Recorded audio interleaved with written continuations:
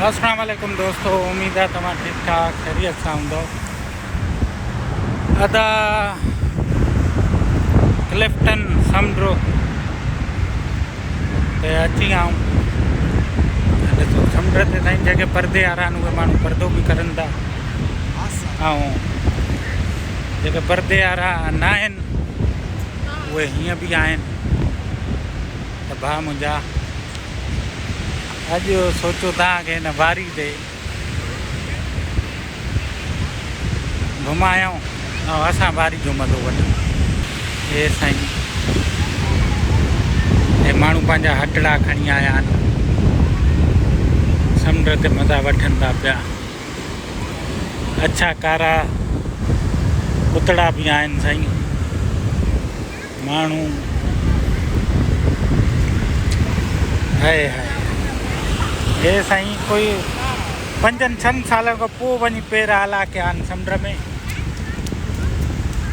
हाय हाय वाह, हे त वॾो मज़ो आहे साईं। पंहिंजे बचड़नि खे वठी अचूं हिते, वॾनि थी वियो था।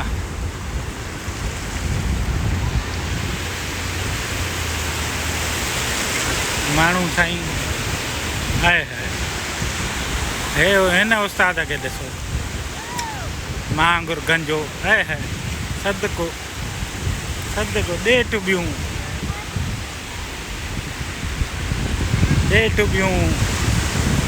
उस्ताद ॾे हाय हाय।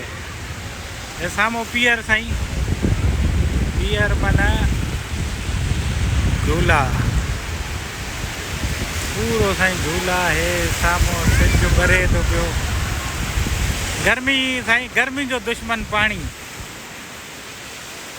गर्मी जो दुश्मन पाणी साईं, गर्मी जो दुश्मन पाणी। माण्हू साईं मज़ा वठनि था ऐं असां बि तव्हांजी दुआ सां वॉक कयूं था पिया था।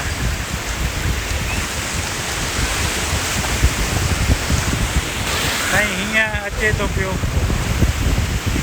सिज जो साईं, हेॾो पाछो आहे तव्हांखे, हेॾो ॾेखारींदो हलां, होॾे वॉक करे ॾेखारियां। पर साईं पाणी में थोरो हलणु ॾुखियो थो थिए, हेॾे अचो। त भाउ मुंहिंजा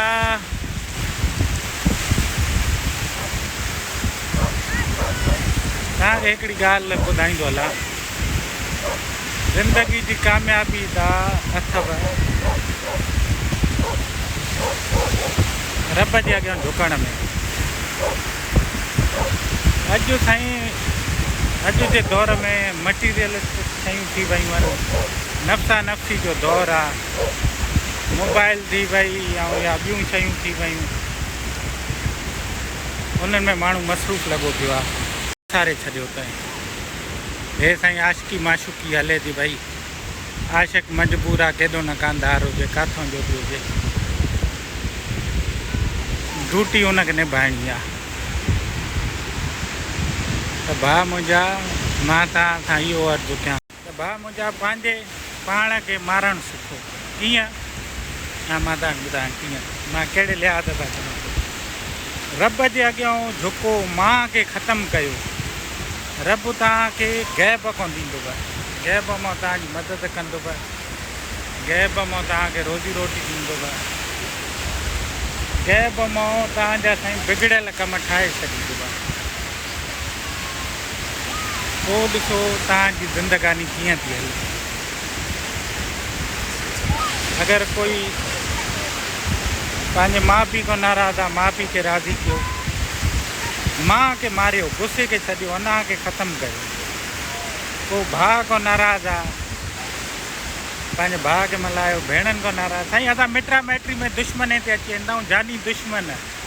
जेके माण्हू बचपन में भाउ भेण गॾु हूंदा, पोइ साईं बचनि जो रिश्तो तूं न कयो त दुश्मन, जानी दुश्मन था।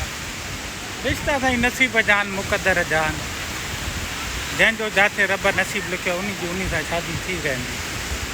जंहिंजो जंहिंसां जोड़ रब लिखियो आहे उन जो। हिते काफ़ी अहिड़ा दोस्त आहिनि, मां छोकिरनि खे सुञाणींदो आहियां।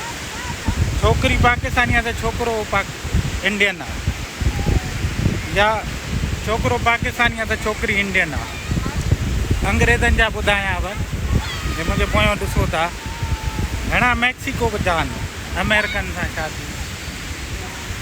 बसि ख़ुशी जी तलाश में आहिनि इहे, प्यार मोहबत जी तलाश में। असां साईं तूं रिश्तो न कयो, ॾे बंदूकां गोलियूं, ॻाल्हाइणु ख़तमु, हर शइ ख़तमु।